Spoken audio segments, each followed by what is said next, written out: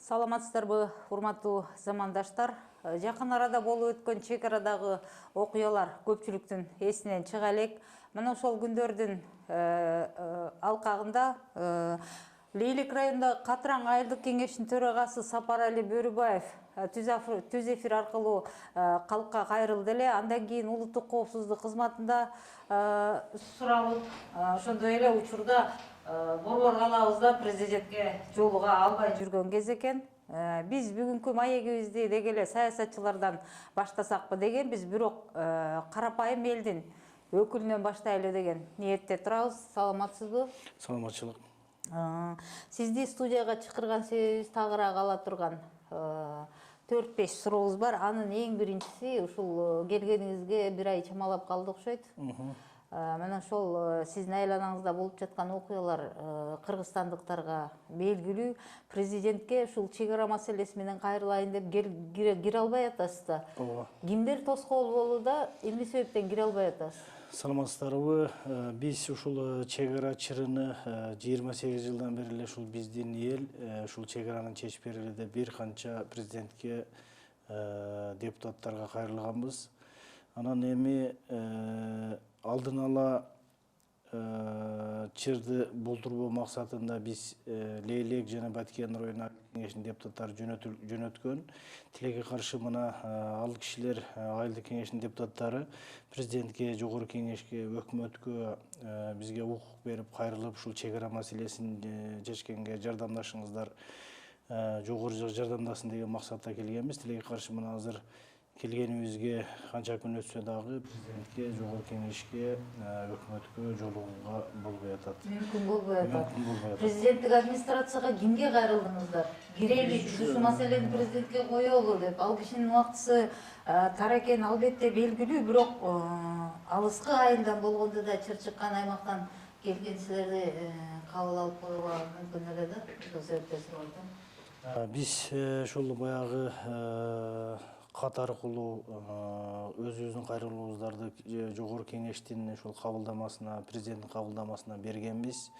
Тилекке каршы күтө тургула деген эле жооп болуп атат. Эми кийинки сурообузду берели. Бизди көрүп жаткан президенттик администрациянын өкүлү, деги эле президенттин айланасына жакын жүргөн биздин замандаштарыбыз алыскы айылдан болгондо да Лейлектин Катыраң айылынан келген биздин ушул замандаштарыбызды тез арада ушул президентке айтчусун гана айтып алар, калганын кандай маселе чечилет аны убакыт көргөзөр, жолуктуруп коет деген үмүттөбүз. Биз кийинки сурообузду берсек, сиз ушул түз эфирге чыккандан кийин эле улуттук коопсуздук кызматы тарабынан суралдыңыз, эмнеге сурашты,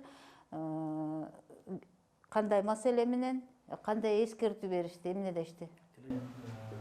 Беренесин гана айтып коюңуз, силерди эмне себептен? 313 берене так силерге козголду. Сизге дагы айылдык кеңештин дагы бир депутатына. Ошондо 333. Жок, 313. 313 берененин аталышын айтып коюңуз. Берененин аталышы ушул баягы ушул кастыкка Улуттар аралык кастыкка чакыруу деген. Берене учурда силерде ыйлынды. Биздин эч кандай бул жерде кастыкка чакыруу деле болгон эмес. Биз алдын ала ушул борот касташуу болуп, ушул чек ара маселеси чечсин деген максаттан биз ушул Лейлектен Баткен аттанганбыз.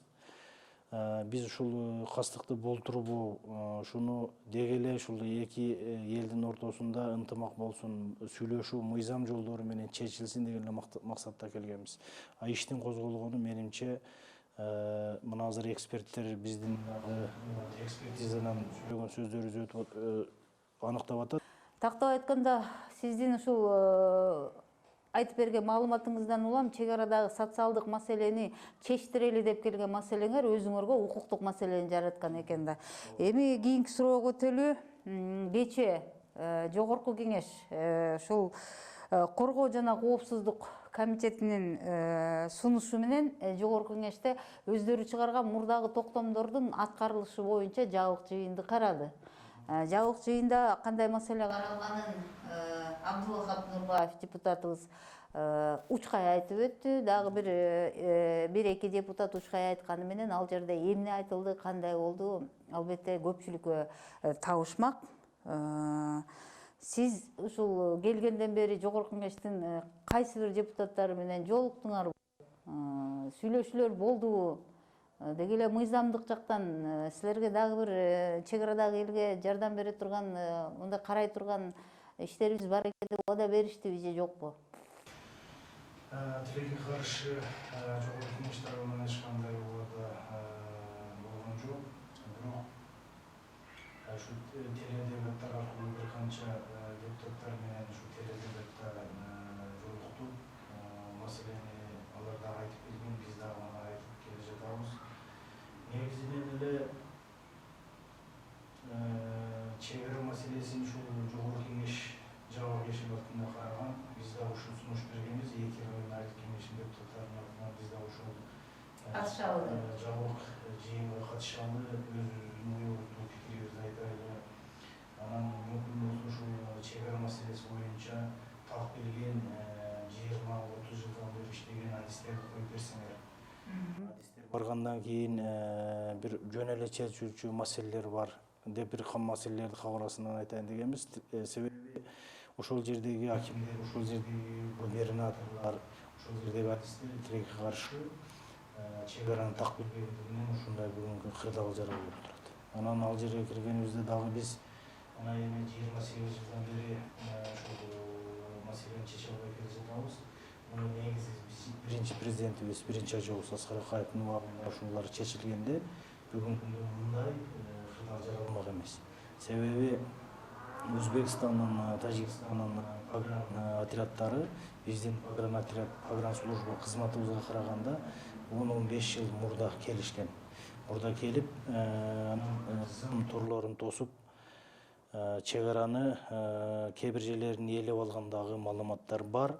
Эгерде биздин дагы ушул 91-жылдары, 90-жылдары ушундай чек арага болгон саясатыбызды тыгыз жүргүзгөнүбүздө, чек ара саясатыбызды мындай кырдаал жаралмак эмес, жерлерибиздин көбү мындай коңшу тарапка өтүп кетмек эмес. Буга кошумча, буга чейин ошол Лейлек районунун депутаттары дагы айтып өттү эле, мына ошол Лейлек районундагы бир катар айылдардагы үйлөрдүн тажик жарандарына сатылып кеткендиги боюнча. Чек арада мына ушулдай чоң көйгөйдү жаратып атат. Мына ошол боюнча мамлекеттик каттоо кызматы, деги эле жергиликтүү госрегистрдин кызматкерлерине кандайдыр бир чаралар көрүлүп атабы, бул иштер териштирилип атабы? Негизинен эле биз ушул делимитация демаркация комиссиясынын ишин кайрадан карап чыккыла, ревизия кылгыла. Эгерде мыйзам бузуулар болсо, ким болсо дагы ал мыйзам алдында жооп бериш керек. Эгерде кыргыз жерлери туура эмес берилип кеткен болсо, ошол адам чыккынчы катары элге жарыяланыш керек. Негизинен эле ушул чек араны кармап калуу максатында ошол жердеги социалдык экономикалык абалдардын баардыгын чечсек, жана ошол эле мыйзам аркылуу ушул чек арага салынган үйлөрдү чеп катары мыйзам аркылуу байлашыбыз керек. Көп жагынан, налог жагынан, акча жагынан, бүт жагынан жардам берип, ошол жердеги соц объекттерди, мектеп, садик ошолорду ылдамдыкта салып, жана жеңилдик, баягы ишкерликке дагы бир жеңилдик берилип, айыл чарба, мал чарбасына дагы бир жеңилдик берип, ошол чек арада элди кармап калсак, балким ошолор чек арачы аталып, чек арада мындай кырдаал мындан кийин жаралмак эмес да. Мен айтайын дегеним, Баткен облусунун мен билгенден 46 айылы же жалпы 46 айылбы так эсимден чыгып атат. Деги эле чек аралаш аймакта жашаган айылдарга өзгөчө статус Жогорку Кеңештин мыйзамы, атайын мыйзамы менен бекитилип берилген. Бул боюнча сиздердин да кабарыңыздар бар.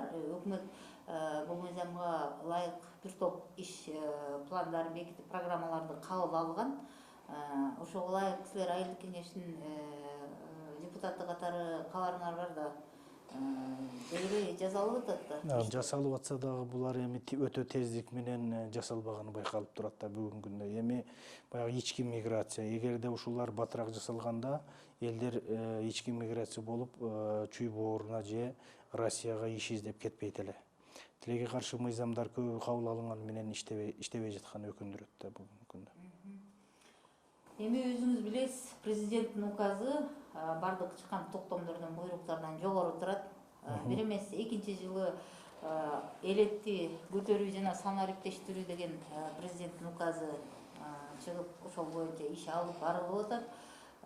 Алыскы айылдын өкүлү катары, айылдык кеңештин депутаты катары айтсаңыз, президенттин ушул указынын аткарылышы кандай сезилет, айрыкча чек аралаш айылда, аймактарда? Негизинен эле биринчи жылдары регионду өнүктүрүү жылы деп президентибиз тарабынан жарыяланган. Экинчи жылдагы регионду өнүктүрүү жана сан ариптештирүү деген жылы дагы 2019 жылы жарыяланды. Негизи эле президенттин ушул жарлыгы боюнча алыскы айыл өкмөттөрүндө жакшы эле жумуштар болуп атат. Себеби дегенде 453 айыл өкмөт бар Кыргызстан боюнча. Ошонун 82% дотацияда.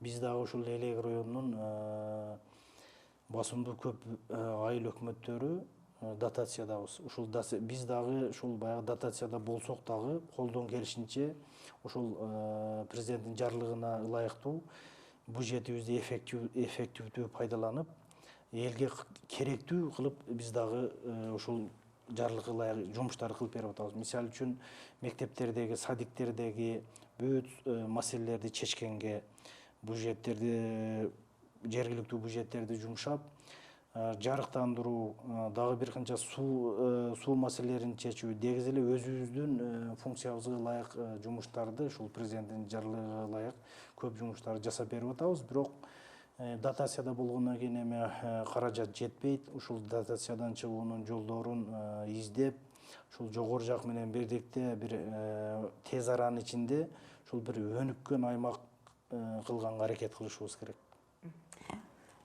Учурда ордунан козголгон биздин жарандарыбыз кайра үйлөрүнө барып кайтып жашап атат. Сиз эми кабар алып атасыз, эл журт аман? Эл журт аман, бүгүнкү күндө Санаркоо жок. Санаркоо жок, кырдаал тынч, чек арачыларга рахмат.